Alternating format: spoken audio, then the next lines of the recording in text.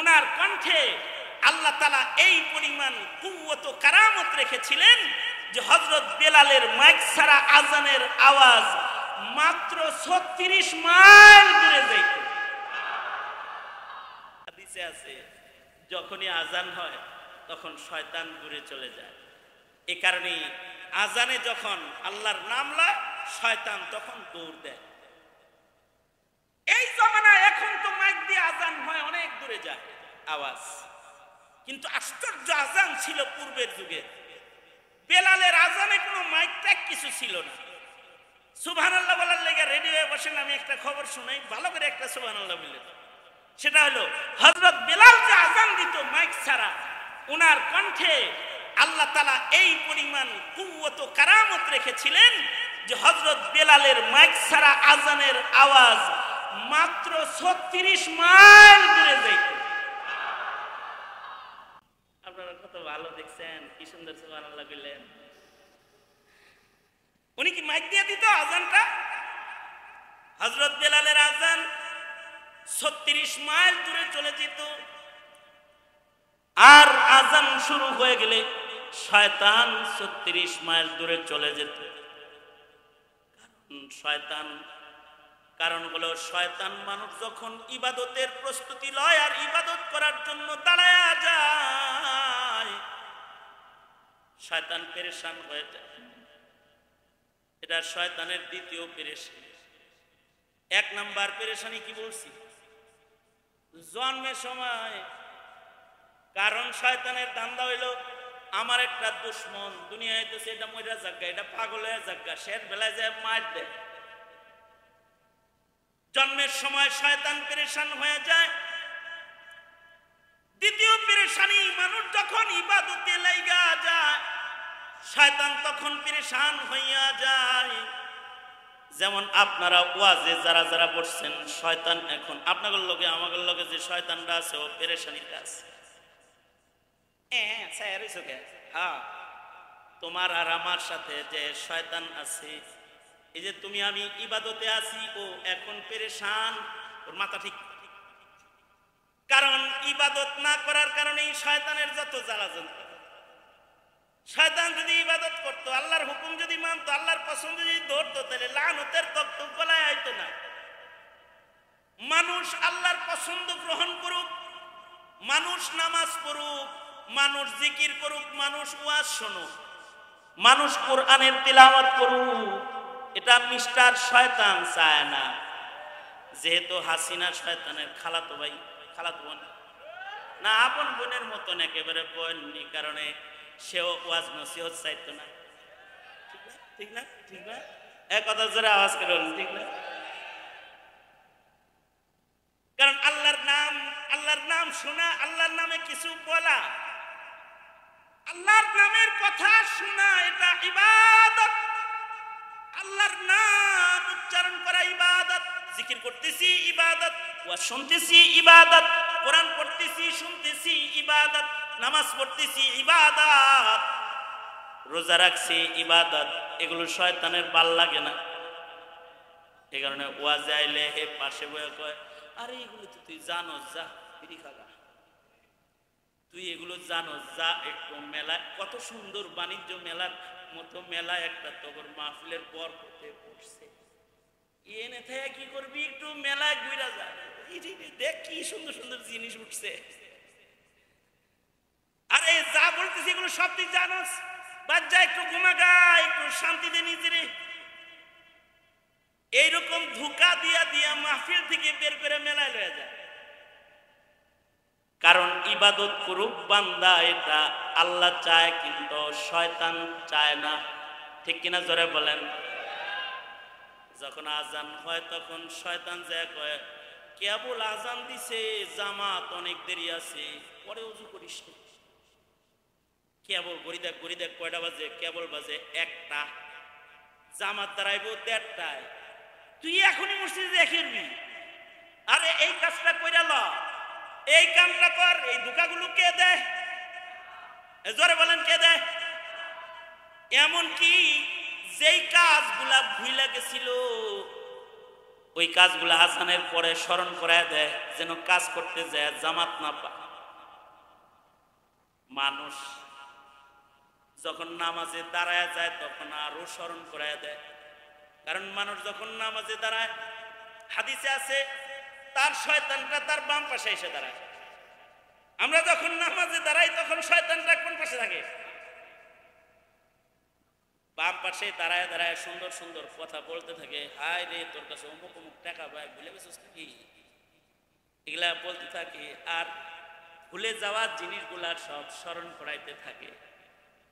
আল্লাহ তাআলার রহম দয়া কইরা বান্দার ডাইন পাশে একটা রহমতের ফিরিস্তা দাঁড় করায় দেয়, ব্যাকআপ, শয়তানের লোকে যুদ্ধ করে যেন বিজয় অর্জন করতে পারে। এই কারণেই কিন্তু মসজিদে যা ইমামের ডাইন পাশে দাঁড়াইতে হয়, কারণ ডাইন পাশে রহমতের ফিরিস্তা আছে। শয়তানের ফিরিপ থেকে যেন আমরা বাঁচতে পারি। হাকিমুল উম্মত থানবী বলেন, নামাজে কত সুন্দর তরিকা আল্লাহর রাসূল দিছে। বাম পাশে যেহেতু শয়তান আছে, বাম হাতটারে নিচে ফেলাইছে, ডাইন হাতটারে উপরে উঠাই দিছে। তার মানে সহজেই নড়াচড়া করতে পারবি না, ডাইন হাত দিয়ে ধরে রাখছে। আবার পড়ছে তো বাম পায়ের উপরে বসছে, ডাইন পা খাড়া আছে কিন্তু বাম পায়ের উপরে বসছে, বামটারে চাপে ধরে রাখছে, তার মানে যেন নড়াচড়া করতে না পারে। কারণ বাম পাশে শয়তান আছে, ডান পাশে রহমতের ফিরিস্তা আছে। নামাজের ভিতরে ডিস্টার্ব দেওয়া শুরু করে, হায় হায় অমুক জিনিসটা ভুলে গেলেন নাকি। যত ভুলে যাওয়া কাম আছে সব নামাজের ভিতরে শয়তান স্মরণ করায় দেয়। আমার বিবির একটা দোষ আছে, সেটা হলো আলমারির চাবি যে কই রাখে এটা হের মনে থাকে না। একদিন আমি বললাম, এই অমুক কাগজটা দাও তো, এই কথা বলতে পারি, গোটা ঘর তছনছ করে ফেলাই দিছে, চাবি খুঁজে পাইতেছে। এই বালিশের নিচে খুঁজে, দর্শকের নিচে খুঁজে, আলমারির উপরে খুঁজে, এই জায়গায় খুঁজে, কোনো জায়গায় নাই। এখন আমার বড় মেয়ে কয় আম্মু কোমরটা চেক করো না। কোমরে হাত দিছে, দেখে কোমরের ভিতরে চাবি, নিজের কোমরে লইয়া চাবি টোটাল বাসা তছনছ করে ফেলাই দিছে। যেখানে রাখে খালি ভুলে যায়। আমি তো একবার রেগেই গেছি, হ্যাঁ তোমার কাছে চাবি টাবি চাইলে মাঝে মাঝে ভাবলো লাগে না, ভাবলো হ্যাঁ তোমার কাছে কোনো কিছু দিয়া শান্তি নাই, আমার একটা চাবি আলাদা দাও, তোমার এইগুলো আমার ভালো লাগে না। আধা ঘন্টা তুমি চাবি তালাশ করে পাও না। মহিলাদের তো চিকন বুদ্ধি বেশি, কয় কি যে আপনি আলেম মানুষ, কতজনরে ওয়াজ করেন, আমার একটা দোয়া কালাম আমল শিখাই দেন না, যেন ভুইলা গেলে মনে হয়, এরকম করেন কেন? কি সুন্দর খাতিরে আলাপ করতেছে। আমি বললাম, দেখো তুমি যদি সামনে কখনো ভুলে যাও যে চাবিটা কোন জায়গায় রাখছো, এটা যদি ভুলে যাও, ওযু করে নামাজে দাঁড়ায় যাও। কি বুদ্ধি দিছি? হ্যাঁ, কোন কারণে এই আমলও সে কয়েকদিন করছে। এরপর একদিন আমি বাসায় গেছি, পরে কয় আব্দুল্লাহ রাব্বা, এটা তো আশ্চর্য আমল, তাকবীরে তাহরিমা বান্দার পরেই মনে পড়ে। কারণ ভুলায় দেওয়া শয়তানের কাজ। ওমা আনসানিহু ইল্লা শাইতান, ভুলায় দেয় শয়তানে। আর শয়তানের কাছে সবচেয়ে অপছন্দ হলো সেজদা। শয়তানের কাছে সবচেয়ে অপছন্দ কি? কারণ এই সেজদা না দিয়াও বিপাকে পড়ছে, বিপদে পড়ছে। বনি আদম যদি সেজদা দেয় শয়তান ক্ষিপ্ত হয়ে যায়। এ কারণে নামাজের আগে শয়তান পেরেশান হইয়া যায়। নামাজ নষ্ট করার জন্য ভেতরেও শয়তান কাতারে কাতারে ঢুইকা যায়। কিন্তু বান্দা যখন সেজদা দিয়ে দেয়, শয়তান তখন চিৎকার করতে থাকে আর ও পেরেশান হইয়া যায়। কারণ এইটা ওর পেরেশানি, ওইটা করবে না। আমাদের কিছু কিছু বুজুর্গরা শয়তানকে বলছে যে একটা সেজদা মারো না, তাই তো মাপ পাওয়া যাবে। যেমন পয়গম্বর মুসা আলাইহিস সালামও বলছেন যে আল্লাহরে জিজ্ঞাসিলাম তোমার আল্লাহ মাফ করে দিব, আদমের কবরে একটা সেজদা দিয়ে দিও। জেতাটারে দেই নেই, মরাটারে দিমু, আর কোনো কাম নাই। শয়তানের কিন্তু খুব বুদ্ধি, শয়তানের অনেক বুদ্ধি, অনেক জ্ঞান। আমাদের হুজুররা বলতেন কি, তুই যদি কাফিয়ায় পড়স তাইলে তোর শয়তানরা সরেজমি পাস, তুই যদি সরে বেকায় পড়স তাহলে তোর শয়তানরা জালালেন পড়ে, এটা তোর চিঠি একটু বেশি শিক্ষিত। তুই যদি দরা হাদিস হস তাহলে তোর শয়তানটা মুতাখাসসিস ফিল ফিকহি ওয়াল হাদিস, মানে ওইটা একটু শিক্ষিত বেশি। আসলে শয়তানের শিক্ষা তো বেশি। হযরত থানবী বলেন শয়তানের কাছে ইলম আছে, শয়তানের আমলও ছিল, কিন্তু ওর কাছে ইশক নাই, মুহাব্বত নাই। কি নাই?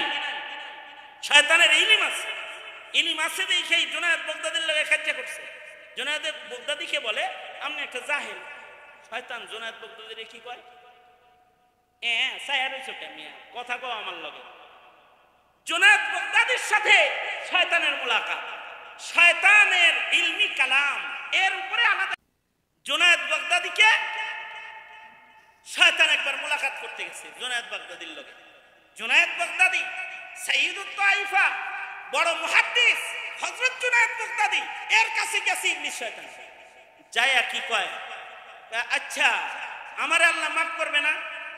একটা সেজদা দিলেই তো, কবরে যে একটা সেজদা দিয়ে দাও। শয়তান কি সুন্দর কথাটা বলছে, শয়তানের সুন্দর কথাটা শুনলে আপনিও টেনশনে পড়ে যাবেন। শয়তান জুনায়েদ বাগদাদিকে বলে, জুনায়েদ আমি তো মনে করতাম তুমি একজন মুহাদ্দিস মানুষ, আলেম মানুষ, তোমার জ্ঞান বুদ্ধি কিছু আছে, তুমি ফকিহ মানুষ, তুমি ভালো জাননেওয়ালা একজন মানুষ, আমি তো এখন দেখি তুমি একটা জাহেল লোক। শয়তান জুনায়েদ বাগদাদিকে বলে তুমি তো একটা জাহেল লোক। হ্যাঁ, তুমি আমার জাহেল বললা, কারণ কি? কি জাহালাত আমার ভেতরে তুমি প্রত্যক্ষ করেছো? তুমি তো এমন জাহেল, তুমি আমারে শিরিক করতে বলতেছো। কি কইছে? এই ভালো করে কথা কও আমার লাগে। তুমি তো মারাত্মক জাহেল লোক, তুমি তাওহীদ আর শিরিক বুঝো না। আল্লাহ ছাড়া আর কাউরে সিজদা দেওয়া জায়েজ আছে নাকি? আমি এই শিরিকটা কেন করব? শয়তানি কত সুন্দর করে কইছে। আপনি আর আমি হইলে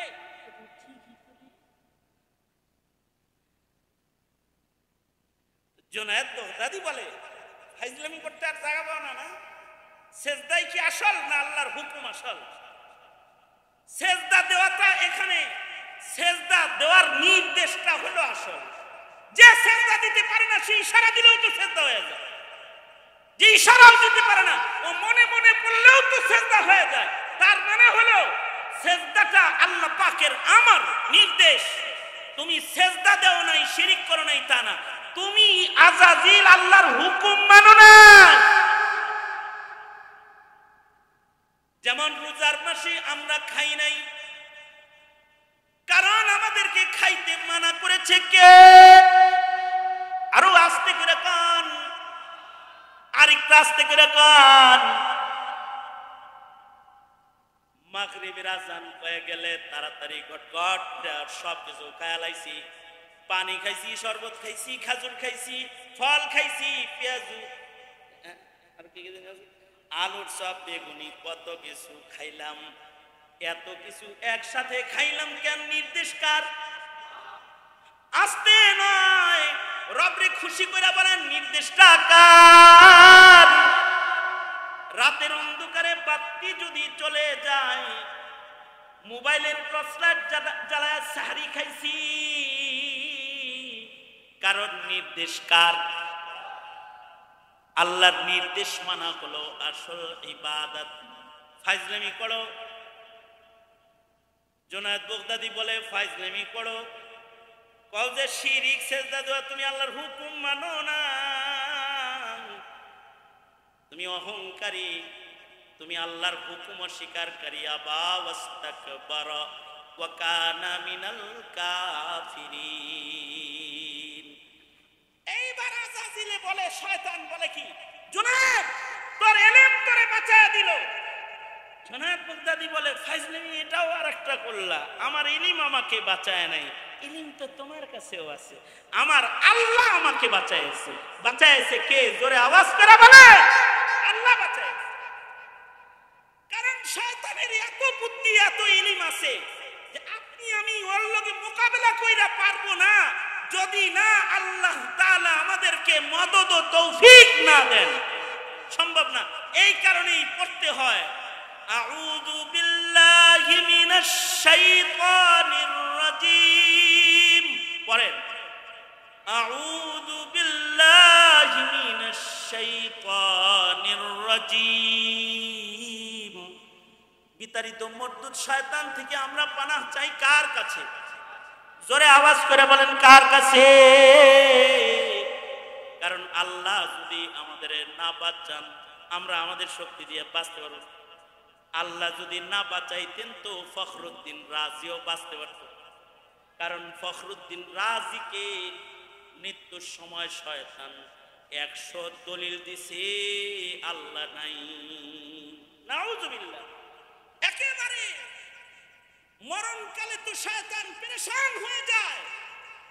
মানুষ যখন মৃত্যুবরণ করে তৃতীয় জায়গা, শয়তান তখন পেরেশান হয়ে যায় কেমনে তাকে বেঈমান বানায় কবরে পাঠানো। ইমাম ফখরুদ্দিন রাজি ওনার যখন সাকারাত শুরু হয়েছে শয়তান এসে দলিল দিতেছে, 100 দলিল দিছে আল্লাহ নাই। 100 দলিল। শয়তান তো বড় বড় আলেমদের সাথে তর্ক করেছে। যায় আপনি মনে মনে ভাবতে পারেন আমার লগে একটু তর্ক করলো না, হ্যাঁ লগে করলো। মিয়া আপনার লগে তর্ক করার লাগে? আপনারা আমারে তো এক গুলি খাওয়াইয়া দিয়ে দেয়, শেষ। তর্ক করবো কি?